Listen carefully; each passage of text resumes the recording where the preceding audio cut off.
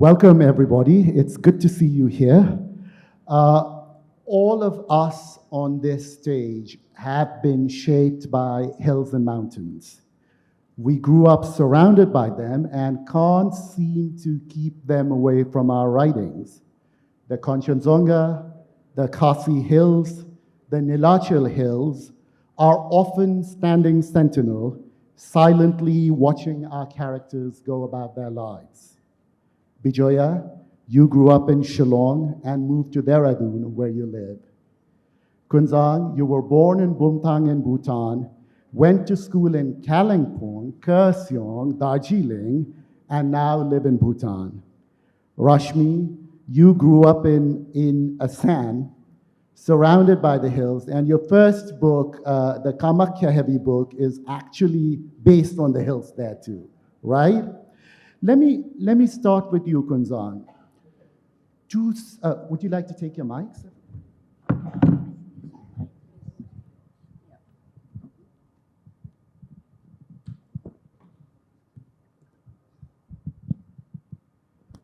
So to say that the hills and mountains are just a backdrop in your books is to do them a disservice, because the landscape is such a prominent part of Kunzang's books. She writes so lyrically about leaves and flowers and clouds and hills and mountains, okay? Could you tell us a bit about growing up in the hills and how that informed your writing? All right. I consider myself a mountain girl. I grew up in a small valley surrounded by mountains, and my world was enclosed by mountains. And we related to the mountains not just as forms of land formations, but they were alive. These mountains were the homes to the spirits that guarded us and allowed us to be living in the sides of the mountains, the valley bottoms, but they were the sentinels who watched us, guarded us, but they could also be quite ambivalent, and there were times when they would be upset, and we had to know how we had to placate them. Every mountain top had a different spirit, so they were living. And of course, we didn't go to schools where we learned what leaf came from which tree and what flower bloomed in what season or what birds sat on this tree at what season. All this was through living, surrounded in the mountains. And as a young child, that was my world. Nothing was beyond the mountains.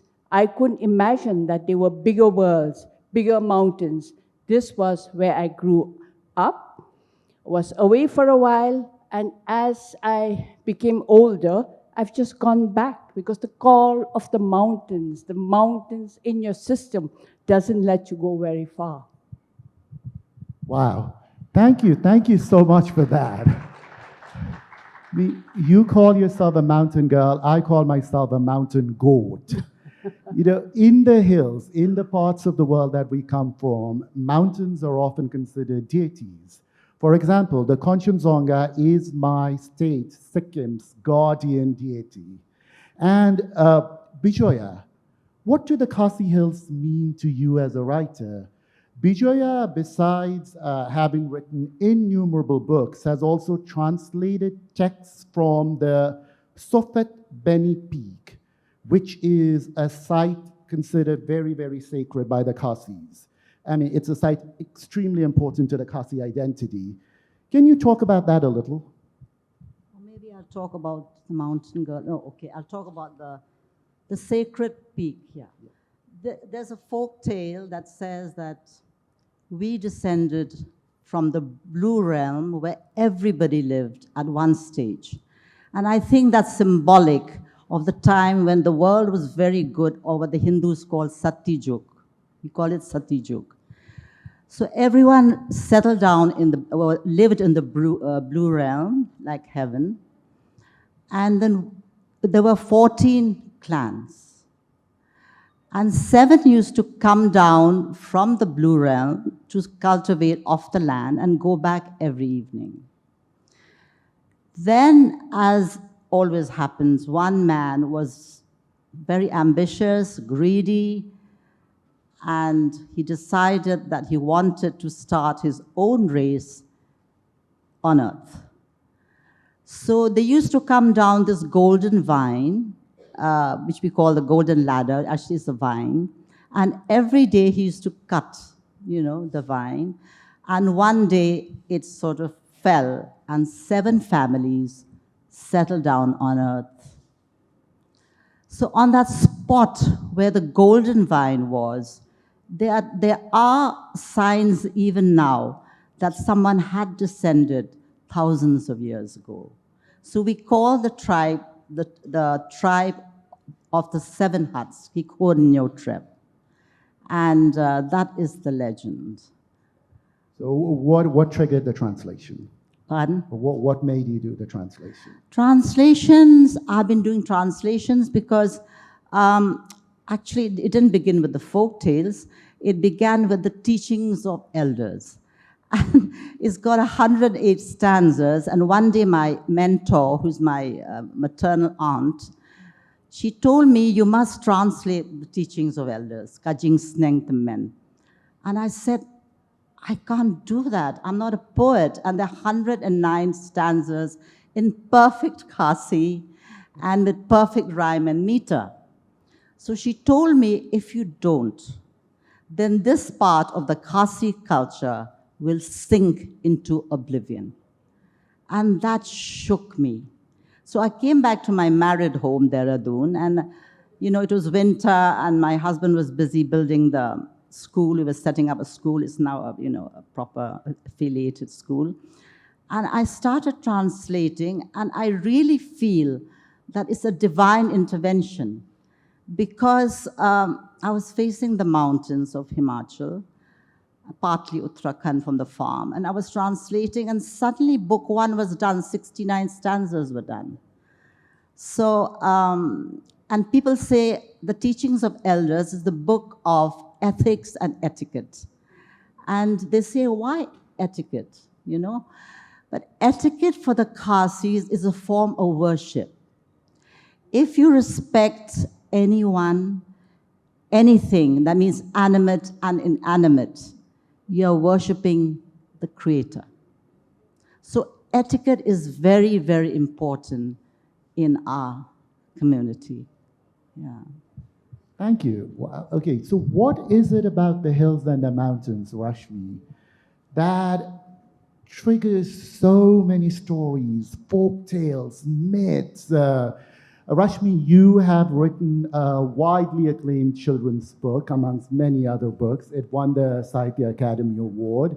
And do you find yourself incorporating landscape into your children's books in a different way than when you write for adults? Could you walk us through all that a little? Thank you, Prajwal. Assam, where I come from, is a land surrounded by hills. We don't exactly have too many hills in Assam, but we're surrounded by hills. And of course, there is the mighty Nilachal Hills. But Assam is also the land of a number of communities, societies, and sub-communities. So I belong to the largest indigenous community of Assam, the Bodo community.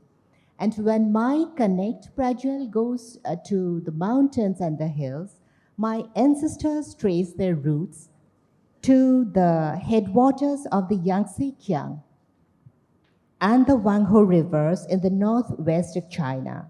So they arrived in this country between the 2nd millennium BC and the 1st millennium AD. So we belong to the Mongoloid stock, to the Tibeto-Burman branch. So if where I stay now is not a land of hills per se, exactly, but my ancestors come from the mountains.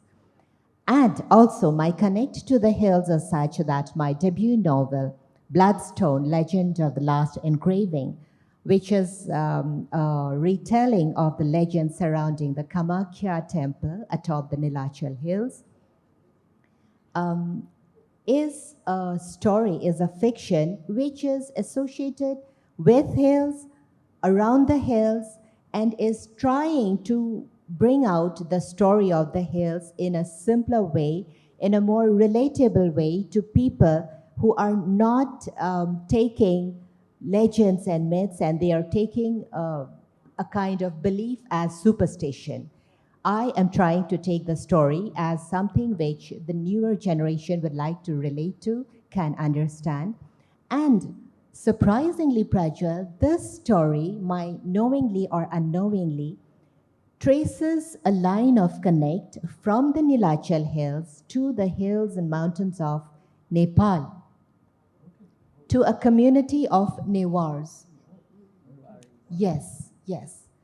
And also, my young adult novel, which has been highly praised, I am so grateful for that, which has been highly praised by no other than Gulzar Saab, is set in the foothills of the Bhutan hills. That's it. And this particular book, Whistles of the Siphoong, is also set around the hills. So I don't know how it happens, but though I am right now based in Assam, it's a land of plains, but somehow my connects, my stories are all, they all have a touch of hills. And also because perhaps I had a part of my childhood in Shillong, which is why my stories bring the hills into them. All right. The hills are alive. Yeah. Yes. See, you can take the girl out of the mountains, but you can't take the mountains out of the girl. That's No, what you it cannot. is, right? You cannot. Rashmi, we would love for you to read a little from one of your books, and I just want the audience to get a taste of the lyrical dexterity that these authors here are capable of. Could you please indulge us? Thank you so much for the opportunity. Before I read a passage from this book, I need to tell you all that this book, Whistles of the Siphoong, Siphoong is the Bodo word for flute. And for us Bodos, the Siphoong is a magical wand. It is the wand of the heavens. We believe that we are one with nature. We worship nature. So when we worship nature, it is always in us that we need some kind of hymn, some kind of songs to appease the gods. We do it in all beliefs, in all religions, I think. And when we sing to the gods, we cannot do without music. And the most basic musical instrument is the bamboo flute. Why? Because in its simplicity, we breathe into it for the music to come out. We put our soul into it, which is why it is called the wand of the divine. It is called the Siphoong in the Bodo, and the Bodo Siphoong is different from the normal flute because we have just 5 holes in the Siphoong. It can be of any length, but the holes are always 5. Which is why I like to call my book Whistles of the Siphoong. And Prajwal, since you give me the time, let me just read a very small passage. Life, Birkhang, is a barter, says old Ojai. Ojai drew his Siphoong, the flute, gently to his lips like he would his lover's slender wrist. As he talked to Birkhang, Ojai and his Siphoong together created such soulful music that it made every spirit and human, bird and beast, plant and pebble, virtuous or vicious, fall under a spell when notes from his Siphoong brushed past them, leaving them craving for more.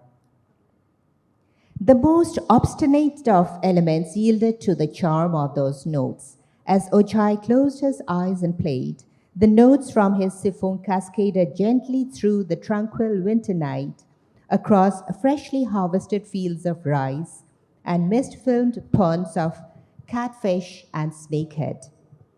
He played for a while and then, pausing to look at it, said again, "Life is a barter.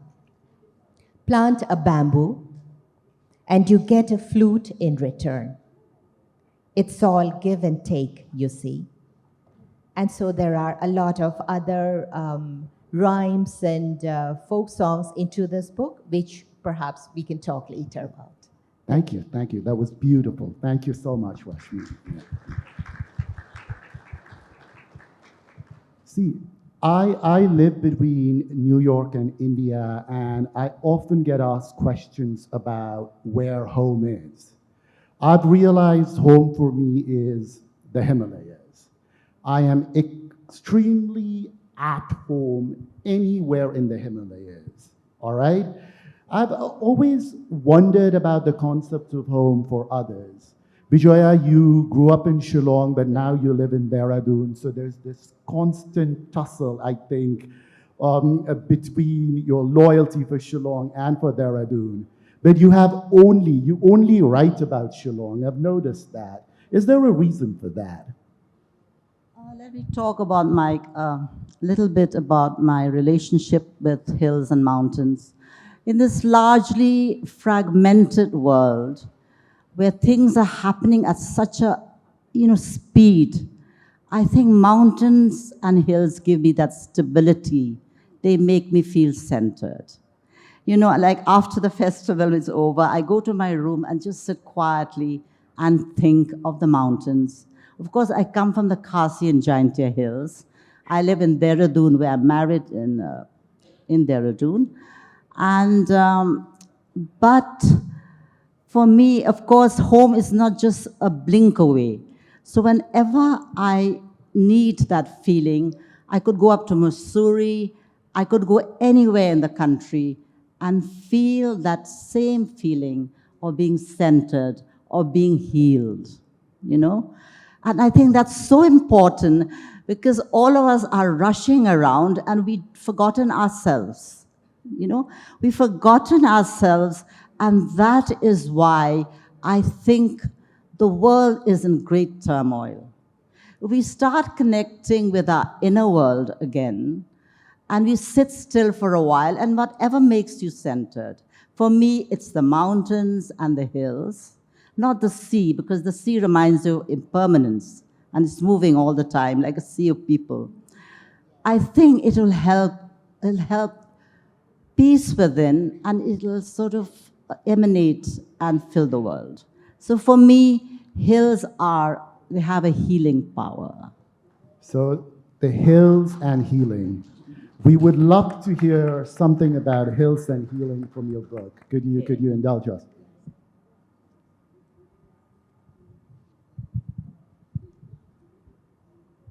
This is from my latest book called Hill Songs of Love and Longing. And it's doing well. It's available if you like to read it.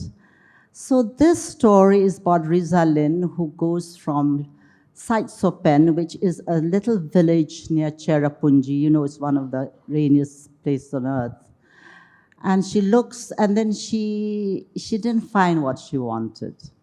So she goes back to Sahitya.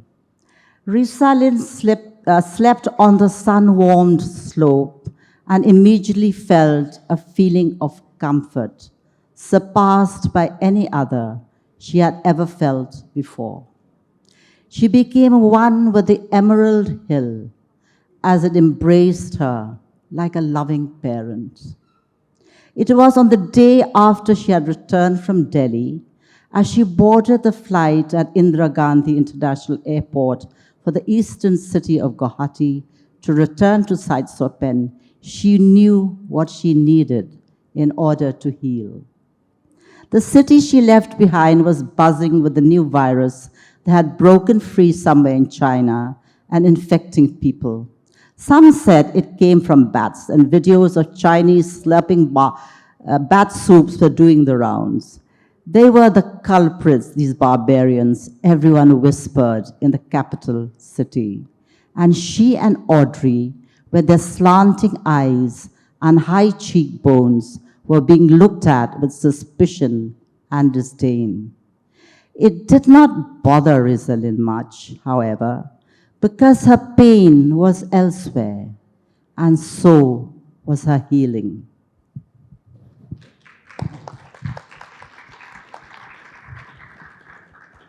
Being looked at with suspicion and high cheekbones. There will be a session on the Northeast at 4 p.m. in this very venue, so be there for it.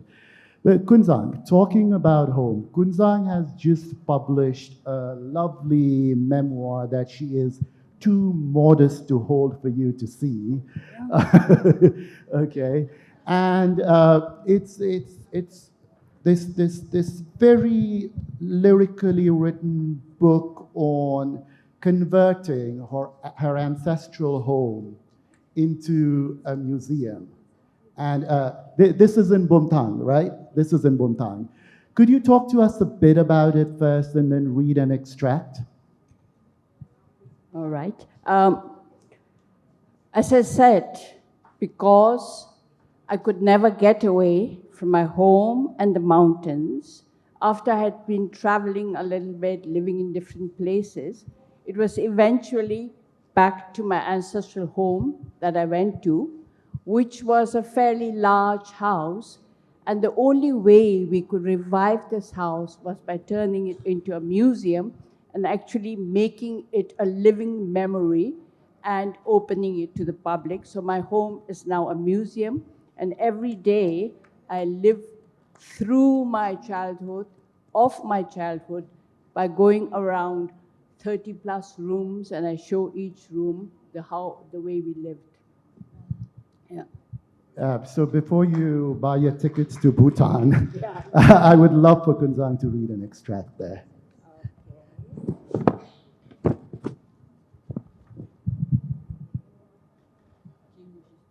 Change of eyes.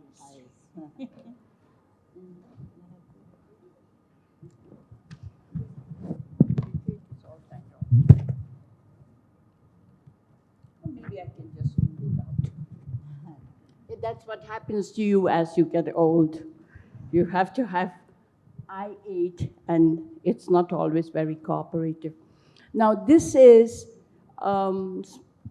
excerpts from a chapter in the book, and it is about crossing the mountains and going to different places as commanded and as demanded by the weather conditions. And I came from a family that was quite privileged, that every winter we would leave a cold, temperate home and go to the east and go lower. But to do that, we had to cross a very big and very arduous mountain. Even today, it's considered to be one of the toughest mountains for trekkers. The chapter is Journey to Our Winter Resort. It was a family tradition to pack up and close the house in Bhutan after the ritual held in October or November and move to a winter estate in Gorgan in the present-day Lindsay. The migration was referred to as going east. Going east was our ancestral custom to escape the ensuing bitter cold of temperate Bhutan and enjoy the warmth and bounty of our subtropical estate. Caretakers were appointed to look after the house and the temples in Bhutan. This custom, Jarsa Gunsa, summer-winter habitation, was a luxury for the privileged and a necessity for the others who had another notion of this journey, totsu, looking and gleaning for rice, a gentle term for gleaning and begging. We, like our ancestors before us, would go following the same trails that our herds of cattle had traveled a week or two earlier, when they too had migrated to our subtropical pastures. Father and mother and the older children rode on their own mounts. The younger children were carried on the backs of the servants. The going east procession included servants, weavers, pack mules, riding horses, and even our dogs and chickens.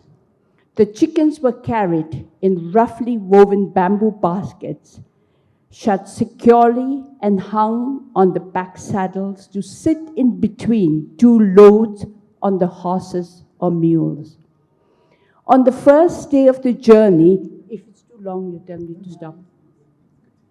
On the first day of the journey, we were able to leave Uginchilling after breakfast, quite late, because our parents had to attend to the last-minute matters. We traveled rather leisurely.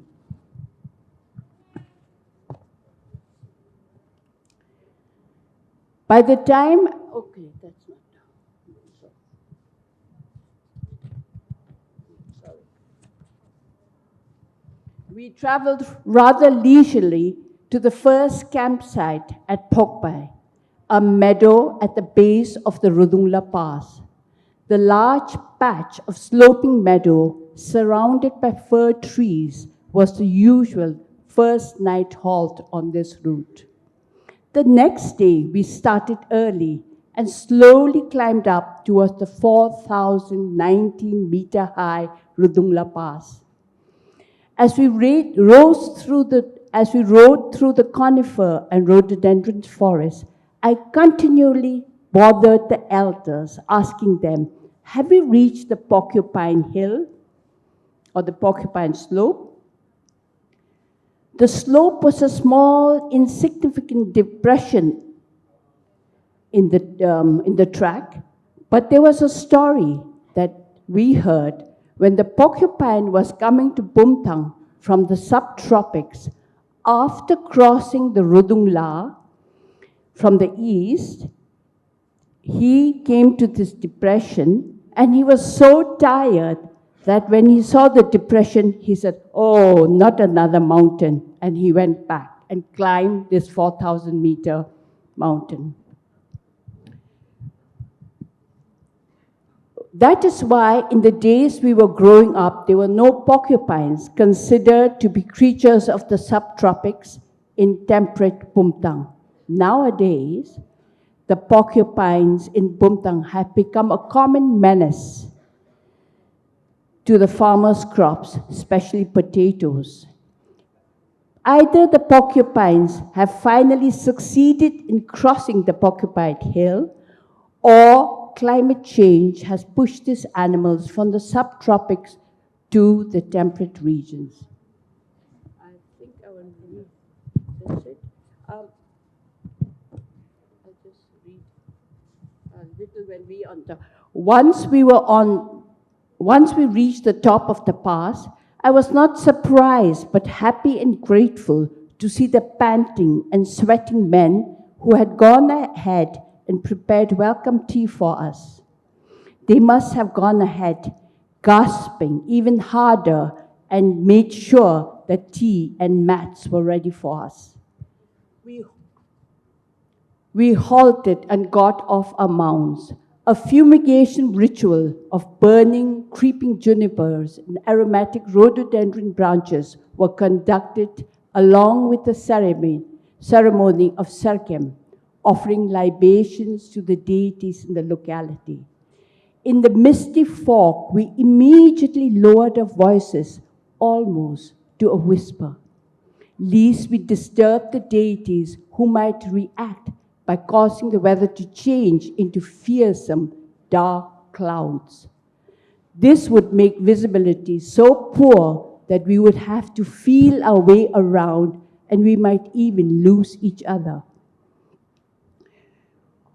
We were told that this is what happens if you do not adhere to the mountaintop customs. According to the mystery of the constantly morphing environment was a bigger lurking fear that nobody even dared to mention. Uttering the name was like calling upon it. This was the place where travelers occasionally met the elusive Yeti. Wow. Thank you, Kunzang. Books by the three authors are all available for purchase, and they will be signing copies right outside. So do buy them for your friends and family, and you will be the richer for it. We will now open the floor for questions. There's a volunteer going around with mics, so just please raise your hands and introduce yourselves. And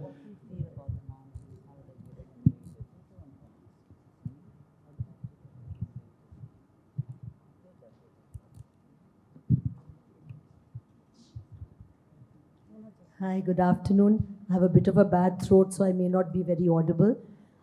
I want to say that in various mythologies from all over the world, it is said that the gods reside in the mountains, and monks and people seeking spirituality also go up to the mountains to meditate. They don't go to the sea to meditate for some reason. So all three of you are hill girls.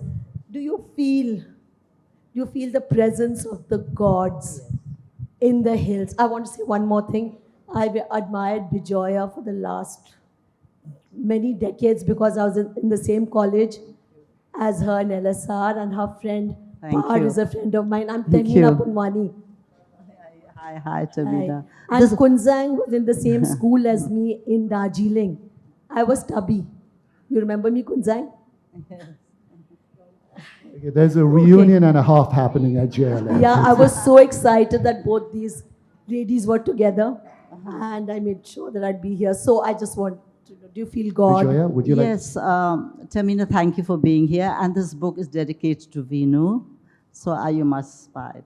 Well, I must admit one thing, is that I live in Uttarakhand and in the Garhwal, very close to the Garhwal Hills. And when I've gone to all the, hill stations all over, especially Himachal, where my husband comes from. But when I traveled up to Kedarnath, long before I actually went to the temple, I could feel the divine energy. I could feel that these mountains were different because monks and saints have meditated there. It's a different world altogether. In fact, I don't think you have to go to the temple at all, and I do object to the government opening it to tourists. They have no respect for the mountains. They don't go as travelers or as pilgrims. They go as tourists in the huge cars, and they're singing and laughing all the way. But I think a pilgrimage starts from the day you decide to go for a pilgrimage, right from your house. And when you reach those mountains, which are really sacred, though I'm not a Hindu, I'm a Khasi, that indigenous faith, which is like Sanatan Dharam. And, you feel it, you can feel it, and you must respect that. And I am really very, very passionate about this. Let me just add something there. It is illegal to scale the Kanchenjunga from the Sikkim side. So I like that. I think that's pretty cool, the fact that you're respecting your mountain there. Rashmi, Kunzang, would you like to jump in? Yeah, I think it's really true that we grow up, we don't go to class to be told that, we don't say gods, but we say more spirits. In the Buddhist concept, we don't have a god, we have a lot of spirits in nature, and mountains, deities, and these are the homes of the spirits. And what we believe is that we have to have a mutual respect, because, weather patterns change as they come over the mountains, and the clouds and the rain and everything comes that way, and we think it is the work of the spirits, depending on whether you have behaved properly or whether you have, angered it in some way. And that also helps us to remember all the time that human beings are not the masters of the earth. In fact, we believe that we are the last species that came into the world, and the spirits were there long before us. And we call them the hosts in our language. We say they are the hosts, and we are the visitors. And visitors must live by a code of conduct, respecting and being grateful to what they give us. What Parajuly was saying about the mountains in Sikkim not being allowed to climb from the Sikkimese side. We have a classic story of a mountain that was never climbed in Bhutan. And then there was a big expedition, I think an international expedition. And it was, they succeeded, and the team went, and the leader of the expedition was a Bhutanese man. And when he reached the top, what everybody was, working and training and thinking about, he would not step on it. He said, you go. This is where the home of the spirits, I'm not going to defile it. So this is very, very strong still. And many of our mountains are also, like in Sikkim, not to be defiled by climbing on it and, planting the flag and saying, I've conquered the mountain. We don't ever Just conquer about mountains. conquest, Yeah. just to continue with this. When Tenzing Norgay reached the peak of Everest, he bowed to the mountain. And when Sir Edmund Hillary, the West has a different concept of conquest. When Edmund Hillary reached the top, he wrote back to his friend, I think George Mallory, I got the bastard. And from that day, I removed his books, and I just could not take it. Because, they have to be respected. Look at Tenzing. What, don't you think so, Rashmi? How we respect the natural world, and how the colonialists, they just plunder it, and for the sake of economy, and it's all about conquest. Life is not about conquest. Life is to be lived truthfully and happily. So when I'm coming to tell you about how I feel that there are spirits on top of the mountains, sometimes when you reach the top of the mountain, your peace, your calm is so much, it is so amazing. It kind of becomes a turbulence inside you, and you have to take it out. So I took it out in the form of a story. And then again, that story goes to the top of Mount Sarang in the book, The Lost Soul of the Joukhoorei. So here what happens is, because I wanted the spirit of the mountains to come into the focus, there are every day a number of lives that are lost. Lives where there are no prayers at the death, at the departure of the soul, like lives of insects, life of birds and bees and snakes and caterpillars. When they die, we don't pray over their soul. Nobody prays. So we don't know if they actually get nirvana or not. So this is a particular story where many such lives, many such souls are gathered on top of the Mount Sarang on a tree called a Tree of Emancipation. And there are Buddhist monks meditating and praying to let their aura join the aura of the mountain spirits, to lend nirvana to the souls for their liberation. Because we believe that without prayers over the dead, the soul is not liberated. So this is my thought about spirits in the mountain. Thank you. There's such a wonderful calm that descends on us when we listen to the three of them. It's like we're in the mountains already. We have time for one more question. There was a hand up somewhere. Yeah. Yes, sir. Yeah. Thank you very much. All three of you have spoken very lyrically about the mountains and your relationship to them. But these days, the mountains are very restless places. Geologically, politically, and then there is modernity. Do you feel a sense that a way of life is being lost very rapidly? I think that, first of all, we human beings have really ravaged the mountains in the name of development. And it's the kind of like we have a very fragile mountain scape in Uttarakhand, for example. And the people come from Delhi who have no idea about the fragility, and they're digging away so that these big cars and all the supposed pilgrims drive up to Kedarnath, Badrinath, and all that. And as a result, we have earthquakes, we have flash floods. The people are displaced. In the recent rainfall in August, a whole village was washed away. So we are responsible because many people are not educated enough. They may have done PhD and I don't know what, but they're not educated enough about the environment. That's why we should go to the ancient wisdom and bring back the ancient wisdom about preservation. For example, in Meghalaya, we have the sacred forests. We have the sacred forest where nobody can enter or even touch, even remove a single leaf. And that was actually for the sake of preserving fresh drinking water and to attract rain. So I think we are responsible for what is happening in the world. And we should accept it and we should do something about it.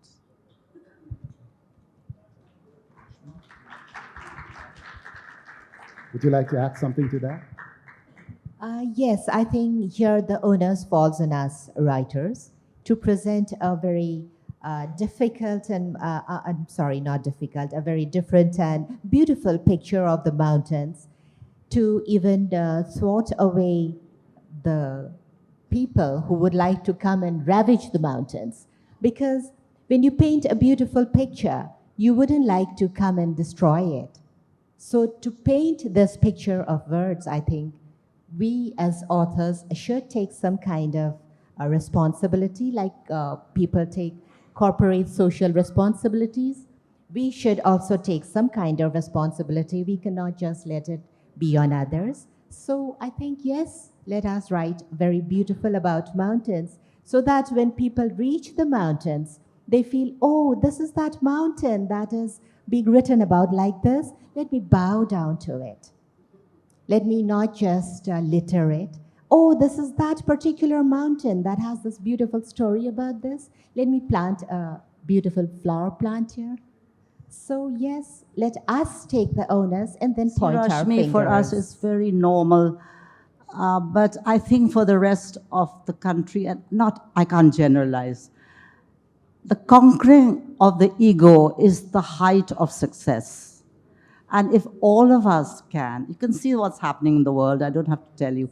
And once you conquer the ego, you can bow to a mountain, you can bow to a river, you can bow to each other, but conquering the ego, I think, should be the first step towards the evolution of man, especially in the present moment.